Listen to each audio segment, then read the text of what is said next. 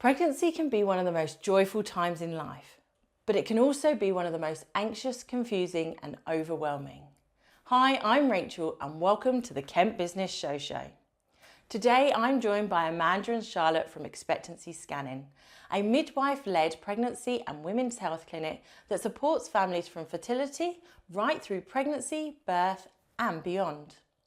In this episode, we talk about why personalised care and time really matter during pregnancy, how expectancy scanning was created to complement the NHS, and how they've built a trusted, award-winning service that supports families through both joyful and incredibly difficult moments. So if you're a parent, an expectant parent, or a business owner building something rooted in care, trust and community, this conversation is a powerful one. Let's get into it. Kent is powered by business, and every business has a story. Join your host, Rachael Bryant, on the Kent Business Show as she meets the businesses powering Kent, sharing their journeys, their experiences, and what they've learned along the way. A real conversation with real people, giving you real inspiration. This is the Kent Business Show, powered by your video team.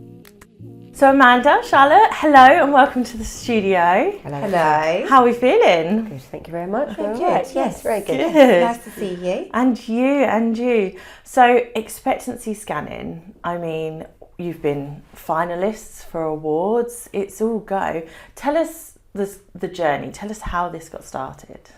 A while ago now, actually. So I've been a midwife for 25 years, so quite a long time.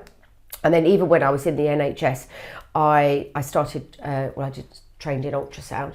And then I started to see that there was sadly a bit of a gap where we couldn't quite manage, just because of obvious NHS constraints. We just couldn't give patients that little bit of extra care that they needed, mainly because of time. Yeah. It's all about time, isn't it? And so I was sort of thinking there's a bit of an outlet and a niche that we can offer them something that's kind of outside of the NHS, but it can be a bit more of a relaxed setting, a nicer environment, and more importantly, just like a nicer time, so that families can come for support, but to come together, come of an evening, come of a weekend. So mainly started off doing pregnancy scans then. So it's okay, right, everyone needs some pregnancy reassurance, so let's set up a pregnancy scanning clinic. And it was just me. Then I obviously had a lovely lady that came and joined as a receptionist along with Charlotte. So that's kind of how it started. Nice little clinic at Bredhurst at the time. Carried on working in the NHS and started just to get a bit of a feel for how the land lied and see whether people wanted to come. And they did. And they enjoyed it, which was lovely. And then, so then things just grow organically, really. So one thing I'm a believer of is I'm always trying to look to sort of get some feedback and improve as well. So okay, that's really lovely. What did you think of this? How can we make improvements? And the only improvements really was just to offer more. So just see my baby more and and bring that journey a bit further forward. So even then from fertility, so way back, even I think just before COVID, we then went into partnership with Harley Street Fertility Clinic, so that then we could start to offer some fertility services for the local people of Kent, to sort of just try to avoid them travelling up into London, still under the same umbrella as Harley Street Fertility Clinic. And then Care Fertility, they also then joined us to offer the same. So from there, the ultrasound started to extend a little bit further, so we could then start to see people in a bit more from the beginning of the journey rather than just pregnancy. So yeah, that was how it kind of started, just to offer more time, more personalised care. And I think what the general feedback has been, and it still is to this day, is that because it's led and sort of directed and run, and all of us in there are midwives, that people feel in quite safe hands. And I actually feel comforted by knowing that this is something that complements the NHS. It's some, and we do work hand in hand with them, but yeah, that complements the NHS as well as supporting them. Incredible. And Charlotte, you've been there since day one as well. Pretty much, yes. Like, what's your history and how did you get involved? So obviously I am Amanda's daughter, lots of people know. So yeah, just kind of help mum behind the sidelines really, and then just watching her grow and do it all. Yeah, and it's just got expanded more and more over time. As Mum said, or Amanda said rather, we have care fertility now, and you've evolved even more since then actually, haven't you? You're kind of like a women's health community hub type thing, where now we haven't just got fertilities, you actually go on beyond that now, don't you? And we have baby classes, things to support women in pregnancy as well. Baby classes, we do hypnobirthing classes, and just a lot more extras as well, which is so nice because we're seeing people right from the very beginning, sort of on their fertility journey, all the way through then their pregnancy, and then now after as well with their babies as well, which is lovely to see. That's so beautiful. And I think they like it because, again, as Amanda was saying, it's not, when they come into us, that sometimes they ring up and say, oh look, they like to have the same sonographer sometimes as well. Yeah. And I think it gives it that more personal touch, and whenever they come in they feel a bit more relaxed because they're seeing the same people, which again I think is quite a nice... Yeah, we've moved away from touch, it being isn't just it? me now, and you joined starting off because obviously being family, said, look, listen, I'll come and help. Yeah. And then coming help meant that actually Still you here. had to then train to be a phlebotomist, trained to be a clinical support worker, and then now manages then the other phlebotomists and the other clinical support workers. And then similarly myself, it doesn't work with just one person. No. You know, we need to grow the team. So now the nice other to bounce midwives off have each other joined as us, well and sometimes, isn't it? and we're really lucky. It's a really nice team. I have to, what's a phlebotomist? Needles, Take blood. taking. Oh, okay. Yes, Immediately I'm like, oh, okay, yeah. Yes, we could do blood tests. Incredible. So you went off then, I say went off to study, but studied whilst We working do a in lot of building. in-house training, to be fair. We're on absolutely everything training-wise. We like to keep all our care skills updated, basic life support. Everyone as well that works in the clinic has all of this training behind them, which is updated. We get people in as well that come in and they'll do all the physical hands-on training like phlebotomy, and things, yeah.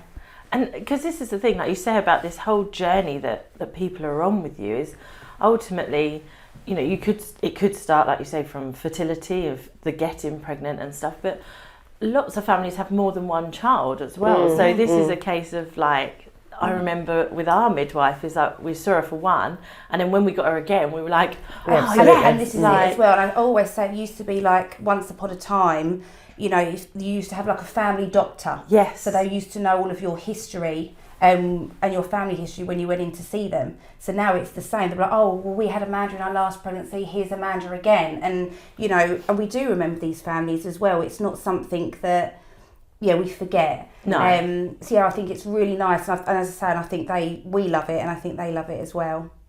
Yeah. And it's magical, isn't it? Like going through that experience, you know, it can be nerve-wracking, obviously having a baby, and I remember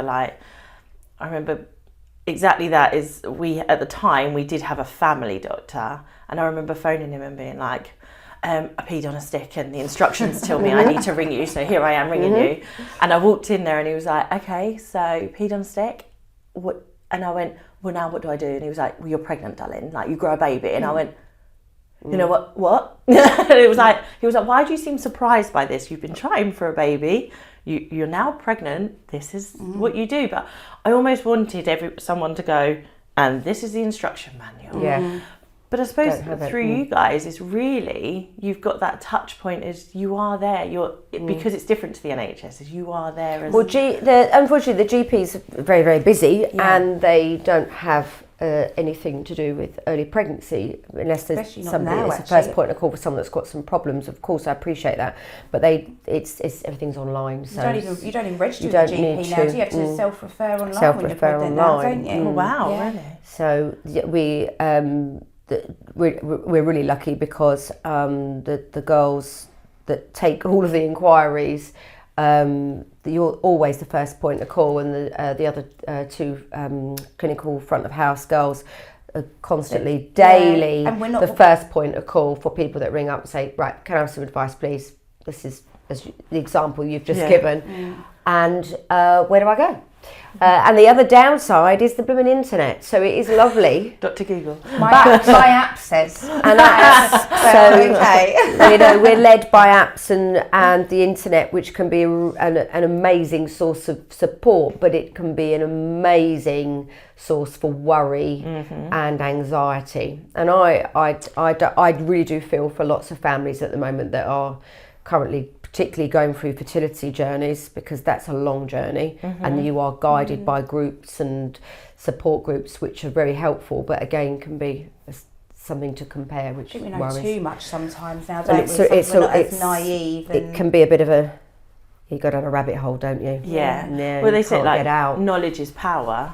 Not but how always. much power do you actually need? That's the problem, isn't it? Yeah, we all do it. We all do it. Another thing, I've got, there's other expertise in the world that I don't know, we don't know anything about. But if you go onto Google, you think you know. Yeah. You know, don't you? You go, I know a bit about that. You actually, but it's good to get some advice from somewhere. We're not, as I say, we're not a replacement for the NHS, but where we do support, we can honestly say we take a lot of the weight away from, some of the original inquiries, that's for sure. So talk us through how people come to you then.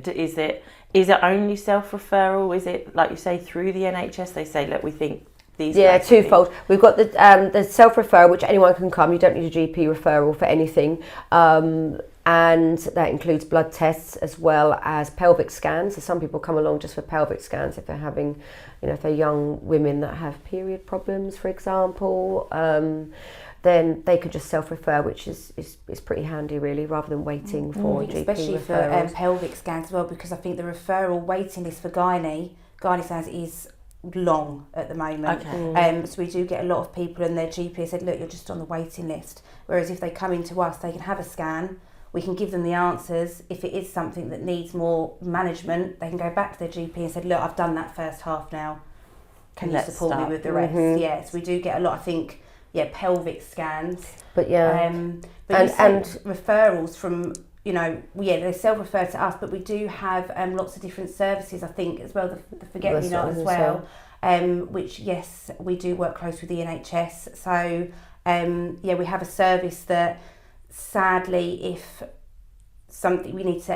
a family needs to end a pregnancy, then they have an opportunity to come into us. It's a complementary service that we offer, and their midwife or their NHS, whoever's looking after them, would guide them our way, and they can come in to see us and have a nice look at their baby, can't they?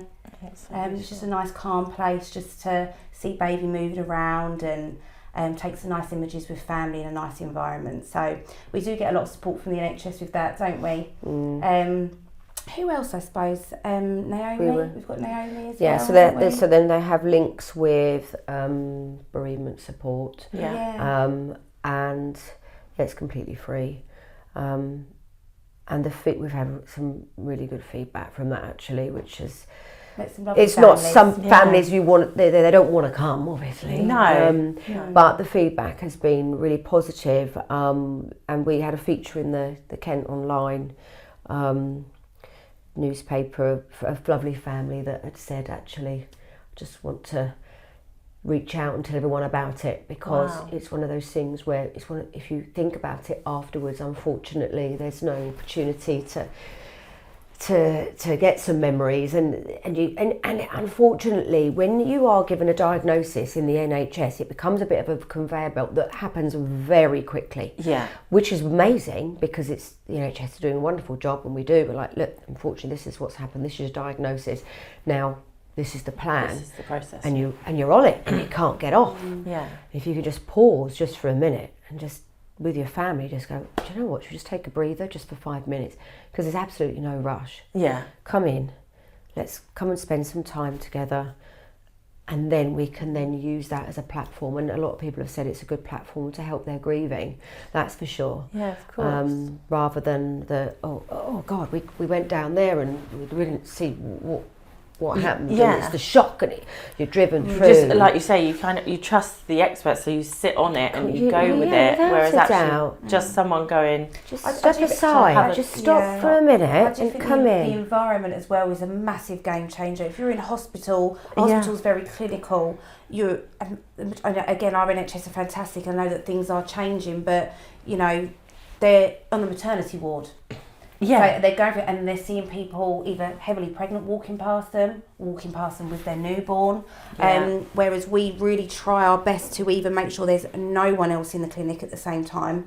And if you ever come into our clinic, it's not obviously it's a clinic, it is clinical, but it's very homely, it's very relaxing. You've created kind of a very calm vibe, haven't you?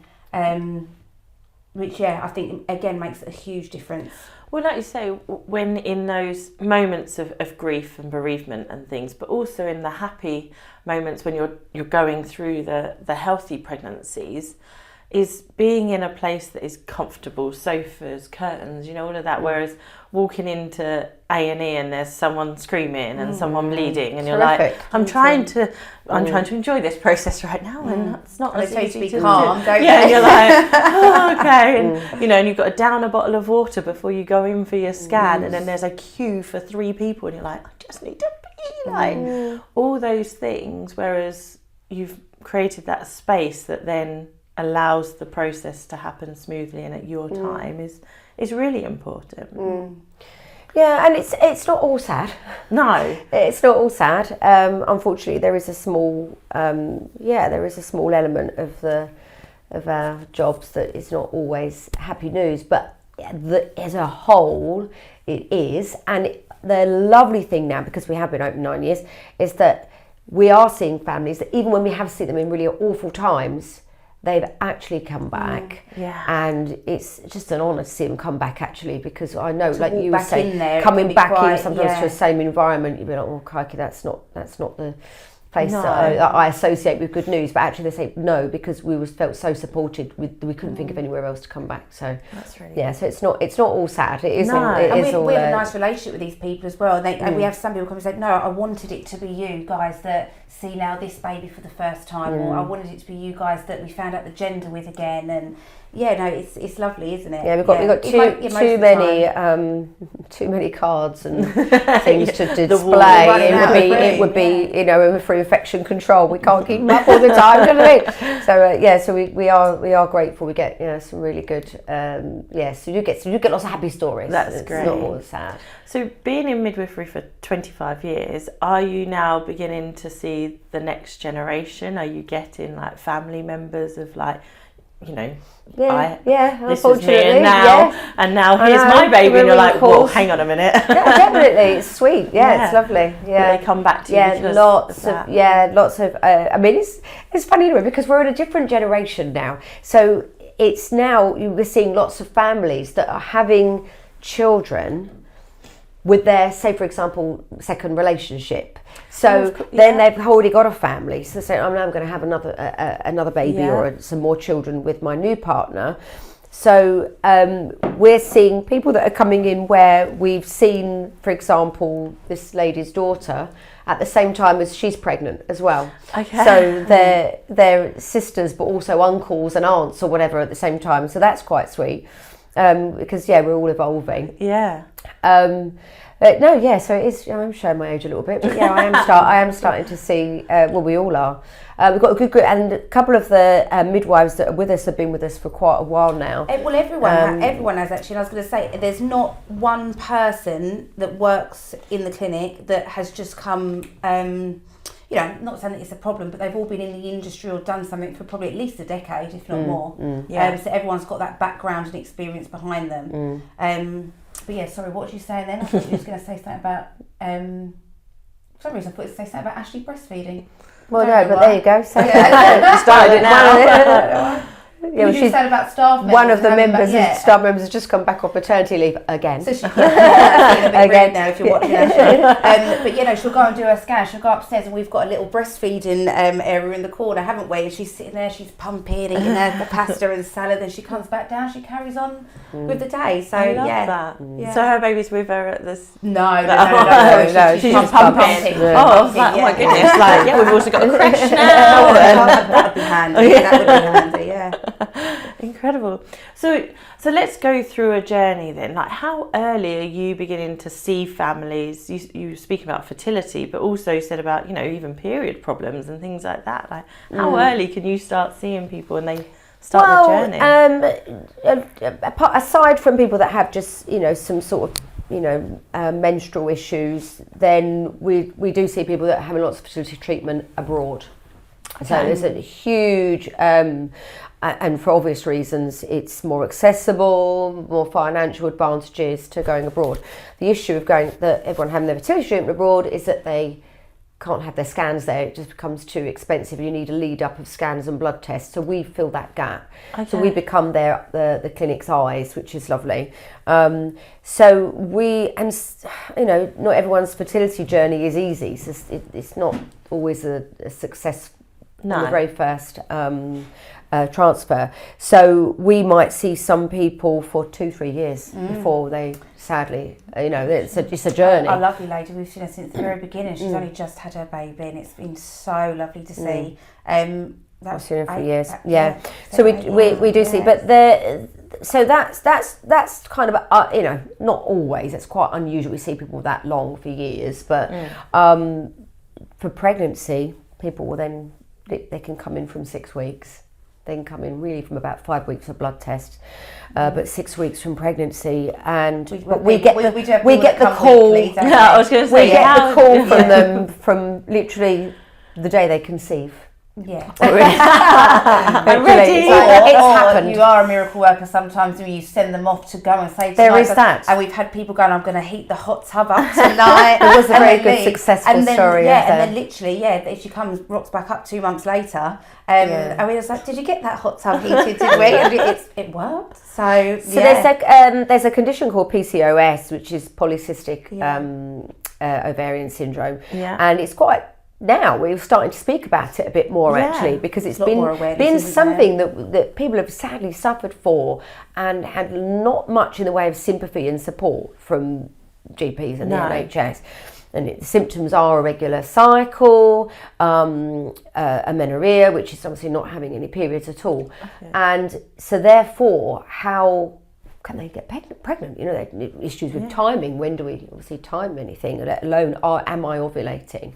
And we are starting to see a bit of a shift now, and there's lots of awareness. It's PCOS Awareness Month recently, and everyone now is starting to speak a bit more about it, which means that we are not only being a bit more supportive, but can actually wave our hands around and go, hey, that's me. And can I get some help from somewhere? Yeah. So people come to us, and we're not a cure, by the way, and we can't always diagnose. It's not something that you can have it's not a blanket diagnosis just from a scan. It's like a multitude of symptoms. But for some people that are trying their fertility journey, we help with the timing, and that's a very good example. One of a lovely family that came to see us, and when we scanned her, was like, I think we probably should go home. It probably could be today.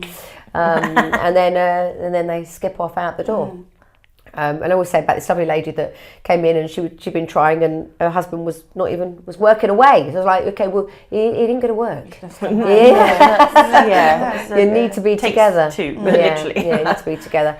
But for things like our partnerships that we have for care and Harley Street Fertility Clinic, that's slightly different. They're appointments only. They go through a booking system via our partners, and then they then go through the process of we schedule the appointments. They can't just call up and have an appointment there. But we do see some really good successes with both of those as well. Amazing. I mean, you touched, on some of your additional things like your first aid and things like that. So what we're going to do, we're going to jump over to our sponsor, go and get a word from them, but then I'd love to dive more into also that additional support that you offer during and after pregnancy as well. Okay, thank you. There you go. This podcast episode was produced by your video team and recorded right here at YVT Studios. We're a full-service content studio helping coaches, creators and business owners turn conversations into content that connects. Need a professional space to film your podcast? We've got it. Want someone to handle the filming, editing and strategy? That's what we do best. Looking to walk away with months of high-quality video content, all filmed in one day? Book a VIP content day. Whether you're hands-on or hands-off, we'll guide you through the process, keeping it simple, stress-free, and seriously effective. It starts with a conversation. We turn that conversation into content, and that content builds your brand. Your video team, making you the hero of your brand. We're back with Amanda and Charlotte from Expectancy Scanning. So before the break, we were just about to dive into there's additional sort of support that you guys also receive and that can sort of wrap around with you guys. So tell me more about those partnerships you've got. I was thinking at you, Tony, because I mentioned them earlier. Yeah, go on. What other partnerships do we do? So we obviously mentioned the fertility side of it, Harley Street Care Fertility. Whilst people are so postnatal, or prenatal actually, let's start with, we've got our Pilates with Lena. That's amazing. You may even see me up there sometimes. Pregnancy yoga, again run by Midwife, and I can't remember what Lena, she's got something to do with midwifery as well. She works the Mum for Academy. Beside You, for breastfeeding support. Yeah. We have, hypnobirthing to prepare everyone to actually give birth. Mini first aid. That's a brilliant one. You can even bring your newborns with you, and it's mini first aid, and it's actually focused on infant first aid. It does cover adult first aid, I think, doesn't she? But mainly all babies, choking, even grazies, absolutely everything. So it's the biggest brilliant fear, isn't it? When you then get this bundle of you need me. Grandparents come along as well, because grandparents haven't done it in some 30, 40 years, and even they're out of sync. That's a really good one actually, the mini first aid. Afterwards, of course, we've got our amazing baby classes. We do all baby sensory, baby massage upstairs. We've got postnatal Pilates as well. And she again goes round and she talks all about your muscle strengthening, what's pulling on this, and pelvic floor. That was the one in my head immediately. I was like, God, I wish I'd put that back. Very, very important. And then I can't think of what else we've got. We've got so many bits. We've got a new service. We've got a new service now, which is very unique, which is tongue tie. Tongue tie service. So, and that is again provided by two midwives, which are very lovely, and they are really experienced midwives, and also breastfeeding support services there as well. And that's regarded as kind of a Cinderella service in the NHS, they call it, which is that it's unfortunately not able to give as much support as we'd like. We've got the area in the clinic. We were successful in, about 2 years ago now actually, receiving a breastfeeding grant from KCC, which is lovely. And we use that to, you mentioned it earlier actually, we've got a nice breastfeeding area, which is really lovely. The water fountain up there, we've got breast pads, books to read, toys for the children to play with. And that's not just for people that are in the clinic actually. If anyone's in the local vicinity, it's in conjunction with Beside You. And that is an area where anyone can just come and say, actually, I just need 5 minutes just to sit safe space. and feed my baby, whichever method of feeding they wish to do, breast or bottle, there's a space for them to do that. And it's really nice because sometimes some of the families come to classes, and even when the class finishes, they're just still sat there in a little circle feeding.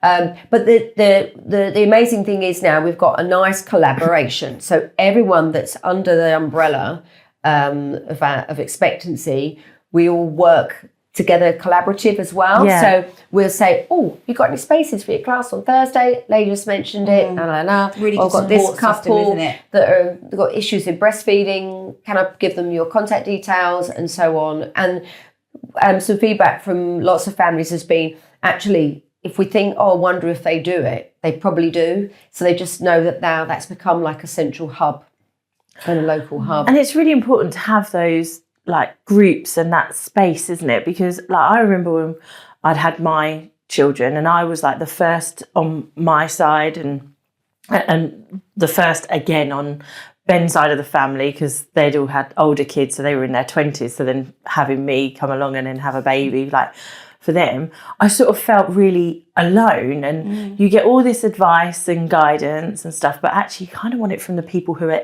living it with you. So, you know, I had, is it mastitis as well? Wow.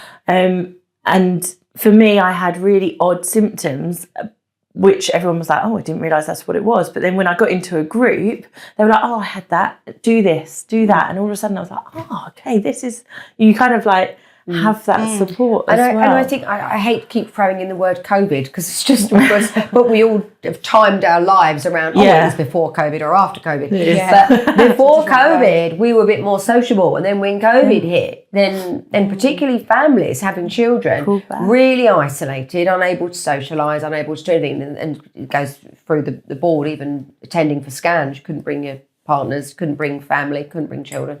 So now I think we're all starting to get back out there again. Yeah. And I think for things like you're saying, for postnatally, particularly for postnatal depression, another subject we don't want to dive into today, but just for families to get out. I think we even had it. It's so beneficial. Everyone does, as they work together and look out for each other as well. So again, in the postnatal Pilates the other day, you know, we do get a lot of upset that babies that don't want to join in. Shall we say. They don't want to join in, and we all go up there and we like to help. You know, if there's a mum there that think, oh my god, all I wanted was just this hour, just to have a bit of me time. So again, you'll see me up there. We're rocking all the babies. We're on the chair, aren't we? And if we have got 15 minutes in the day that we can go up and help, of course we're going to. That's amazing. So yeah, no, it's lovely. It is lovely. Once you're there, you're never leaving. No. Basically. No, you're not. It's just funny. You're part of the family. Yeah. But I think everyone knows that if we think that we do it, we do, and at the clinic. And if it's a service that's offered, it's going to be, it's 100%. It's a renowned service. It's a first class service by any of the, you know, say anyone from the Pilates instructor to the tongue tie professionals.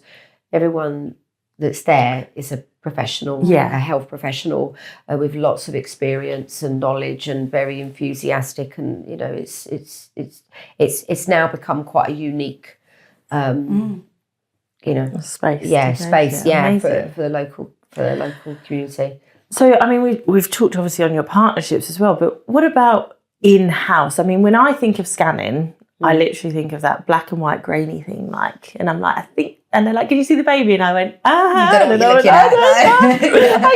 see it. It was like that Rachel from Friends moment, like, I can't see it. You know, those moments. And obviously you jump from seeing a bean to, holy hell, there's a real baby there and I can see toes and everything. Actually.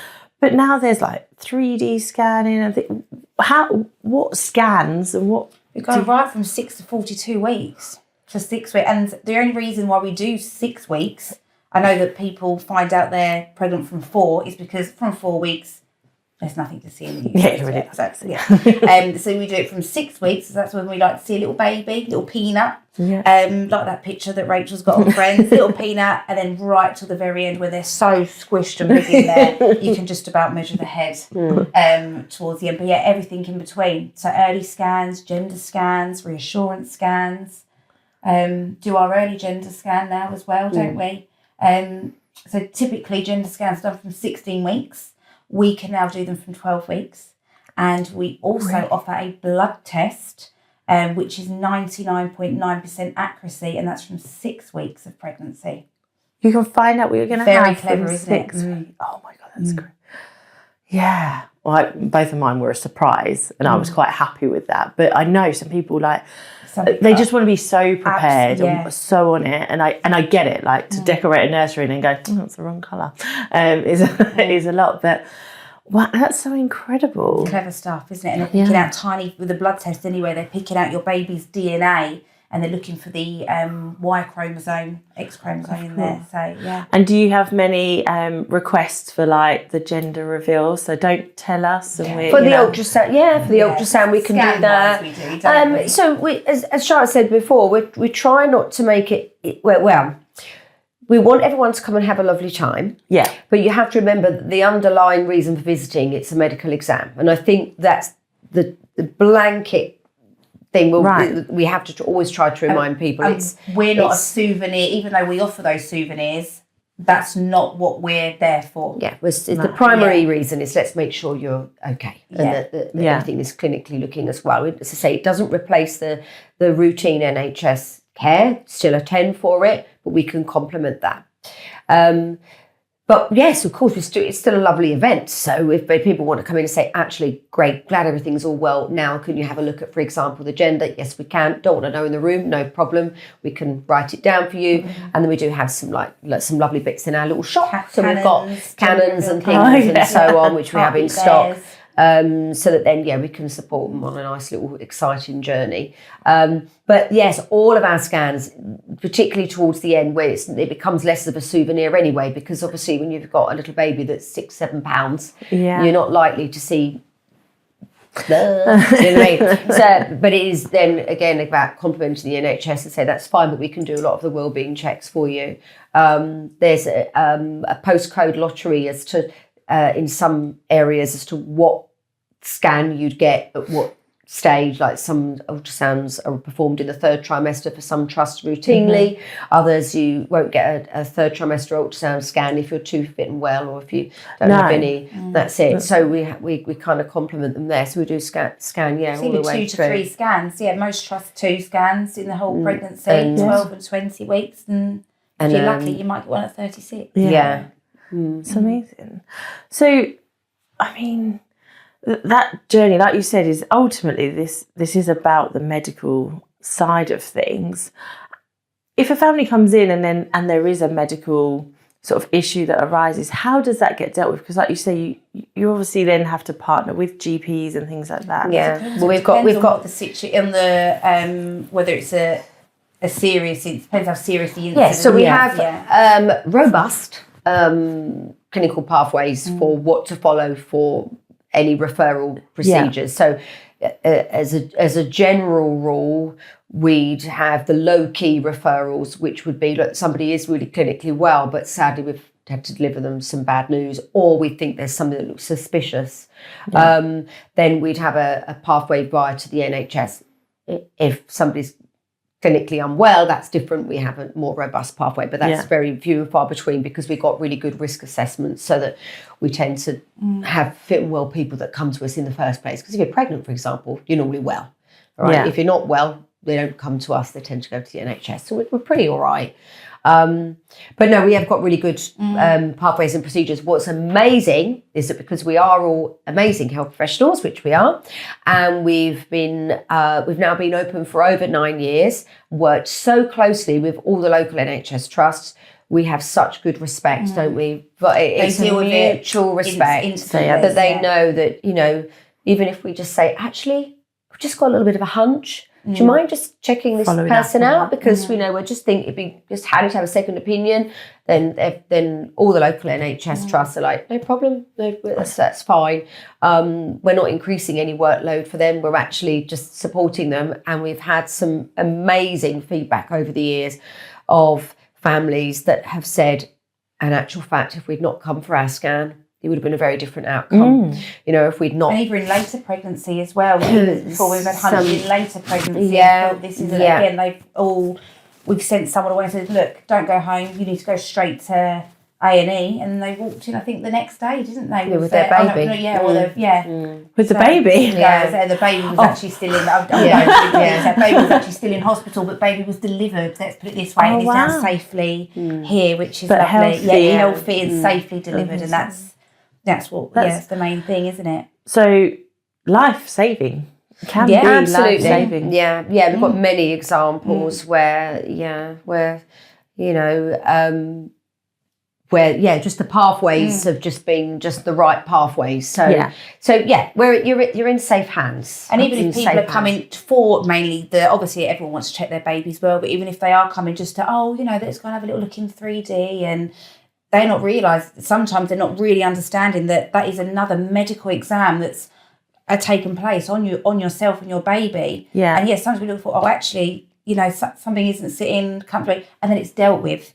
I think how amazing that's been dealt with now, rather than even not getting dealt with at all, or being dealt with at such a later date that it can't be dealt with as... Yes, and I think where we differ ourselves as well is we have long appointment times. So the ethos has always been, we don't want it to be a conveyor belt. You can have that. Yeah. You can go to NHS, and a conveyor belt. If people want to come at a time that suits them, in a location that suits them, and they want to have that time. It's time. It's all we ever want, isn't it? It's just want to have some time. Every health professional was pushed for time. So from the beginning, it was, it's just about offering that extra time. All right, granted, it isn't always business savvy because, instead of seeing 3 people, we'll see 1. Yeah. But we give that one person quality time. So in that time, we allow for, not only just the medical exam, but just what if then we need to do some extra tests or some extra referrals and so on. But every single staff member, honestly, is so experienced. As I say, we don't hire agency staff, not that it's be a problem to hire agency staff, but the team we have, a core team, they come in, they're trust. Absolutely passionate about giving good quality care, and it just shows. It really does. We go on to say about our reviews. We've got amazing feedback and reviews. Well, I saw they're like 5 stars on near Google, on a decade of just positive reviews, and sometimes again going back to not the good news. Some of them haven't had good news, and they've actually come back and said, listen, it wasn't the news you wanted this time, but you know what, wouldn't have had it any other way. Delivery you cared for us was second to none. A couple of our staff members still working in the NHS, they've even left us and then gone straight to NHS and seen the same staff member there. And even said, I will call you tomorrow when I get into work. And I will, so it's, so we've got really amazing feedback. And I'll go back to earlier saying about we're always trying to move the services and carry on improving. So we're from feedback, we go, we'll learn on that. Let's do things differently. We do like satisfaction surveys and things just to keep it constantly fluid. You say about availability, obviously that is the hardest thing in such busy lifestyles and things like that. What is the availability like? Is it 7 days a week? She has us there. 7 days a week. 7 days a week. 8 a.m. in the morning till 8 a.m. in the evening, bar Friday, I think it is. And sometimes the only Friday 2 days the year we close Christmas Day and Boxing Day. We're open all Easter weekends, every bank holiday. Christmas Eve. We're open Christmas Eve and so on. Because again, we're trying to be, we want to be, and we always have been, available as possible. And why is it always that a worry happens on a weekend or a bank holiday? And we do it now. I know that my little girl, she had a chest infection the other day, and I thought, today it's Friday morning. Yeah. If I don't ring the GP today and either get something, then it's going to be the weekend. Then it's A&E, and so and that's, isn't it mad? You have to time your illnesses. Why do you have to do it now? Because it's going to be, the doctors isn't open tomorrow. So it's exactly that reason. Yeah. If we can do it bank holiday, or a day that and we're open late evenings, 4 days a week. So people can get up after work. So can people ring you for emergency feelings, like when they've got those moments of like, oh no? And we'll do our best to jiggle stuff about. We've even had staff, say, right, let's open up another list. Can someone get here? At this time, and then we have to ask. All of our staff are so good, and they'll bend over backwards to come in. To do all of that, but and I mean the biggest thing that sort of I think is this as well is trust in your own body as well. So when you have those niggles or those unsures, is having that support on hand is the biggest thing, and never to feel silly to phone up and go, I've just got this feeling, can I just, is that normal? Whereas you can't do that to a GP. Our mental health is so important, and I think especially because we deal with a lot of pregnant people with fertility, their hormones, is all over the place. So, and it's true, and I remember when even I was pregnant, we don't really talk about it that much. I don't think the anxiety in pregnancy anyway, but especially early pregnancy. And I think if that's just what gets them through that week, or if that's just what's going to help them sleep at night, then absolutely come in. You don't need an excuse to come in. Just come. Well, sometimes, however, we don't accept everybody, as in going back to our, referrals and our pathways to the NHS.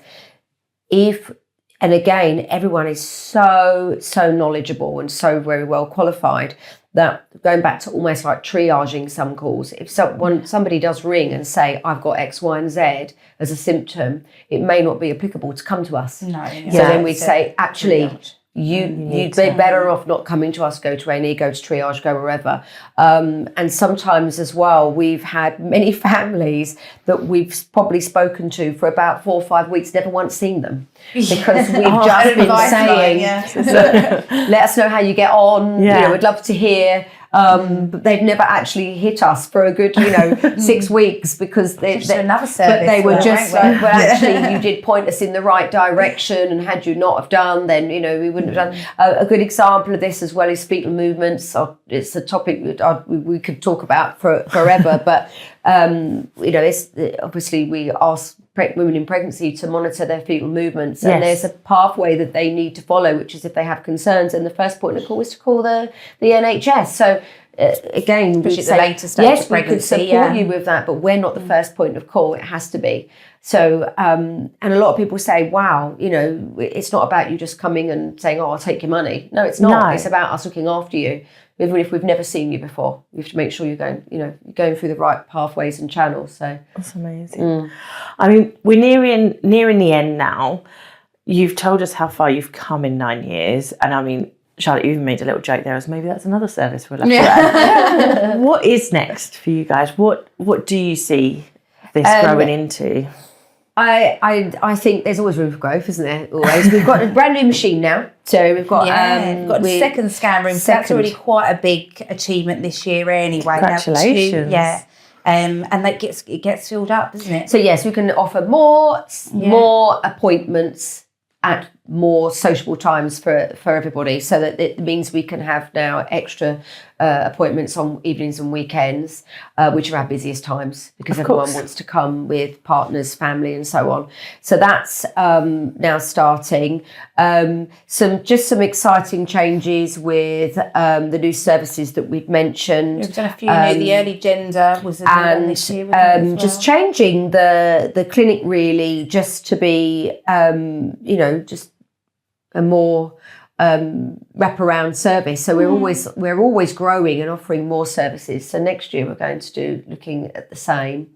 Just carry on growing. Well, you originally said once upon a time, didn't you? So maybe franchises and maybe have a different one somewhere else. However, we do believe that it's because of the people that we have that is making it what it is. So you couldn't, unless they could clone all of the staff members that we have and put them somewhere else. We just don't know. But that was always a food for thought, wasn't it? But at the moment, I just think I think just stick to what you know, and just to keep evolving what we've got already. And then who knows? We've grown a lot. Who knows? Yeah, we've grown so much. And we met with you being finalists at the Kent Business Awards, which was an incredible achievement in itself. Incredible. Congratulations. Evening. Especially the customer service, which is the main, we were honoured. And you've also won, you won back in 2019, the winner of Service Excellence Awards as well. Yes, So, next awards, are we going to see you going for more? Can we get some trophies out? We're running that room on the wall. We have to move clinics, put some more on. Maybe a bigger clinic next year then. I said this, when actually we moved into this clinic, we've moved here, God, is it nearly 4 years? Yeah. And already the building next door, I keep saying, do you think we can just maybe take something? Like now we're moving, because we've, as I say, evolved, got a new scan machine, it means we need a bigger waiting area. We've actually just created another waiting area upstairs, haven't we? Yeah. So now, when we first moved in, we went, well, this is too big. And then you'll now we're feel here, it. I'm like, I don't Brilliant. think it's big enough. Feel it. Yeah. Incredible. So- Ladies, obviously, thank you so much for joining us. Congratulations on all the success that you're Thank you for having us, Rachel. We It's can't been a wait to pleasure. follow the journey a bit more as well. And what we'll do is we'll grab out all the links and that. So if you're in a situation where expectancy scanning can obviously support you, help you, offer advice and guidance, reach out. They are incredible experts at what they do and they have a phenomenal team behind them. So reach out, and thank you again so much for joining us. Thank you, Rachel. If you've enjoyed this episode and you're a Kent-based business owner with a story to share, we'd love to hear from you. You can find out how to be a guest on the Kent Business Show using the link below. Be seen, be heard, be unforgettable.